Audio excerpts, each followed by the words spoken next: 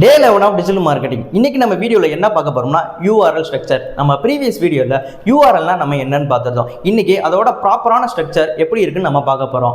First நம்ம பார்த்துக்கிட்டோம்னா HTTPS அப்படின்னு சொல்லுவாங்க.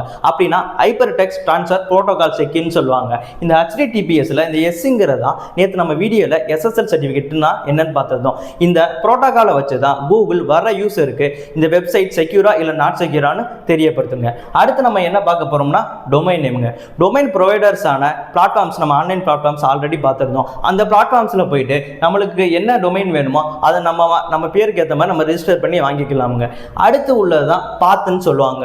இது நான் ஒரு யூசராக ஒரு வெப்சைட்டுக்குள்ள போய் எங்கெங்க நேவிகேட் பண்ணுறேனோ அதை பொறுத்து URL ஒரு சேஞ்ச் அது மாறிக்கிட்டே இருக்குங்க. ஃபார் எக்ஸாம்பிள், இப்போ நான் வந்துட்டு ஒரு வெப்சைட்டில் சர்வீஸ் பேஜுக்கு போகிறேன்னா இந்த பிளாக்குங்கிற பாத்துங்கிறது சர்வீஸ்ன்னு இங்கே ரிஃப்ளெக்ட் ஆகுங்க.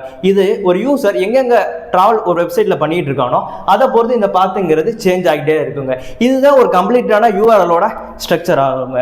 இந்த மாதிரியான யூஸ்ஃபுல்லான டிஜிட்டல் மார்க்கெட்டிங் ரிலேட்டடாக வீடியோஸ் நீங்கள் பார்க்கணுமா யூனிமேக் ஸ்கூல் ஆஃப் டெக்கை ஃபாலோ பண்ணுங்கள்.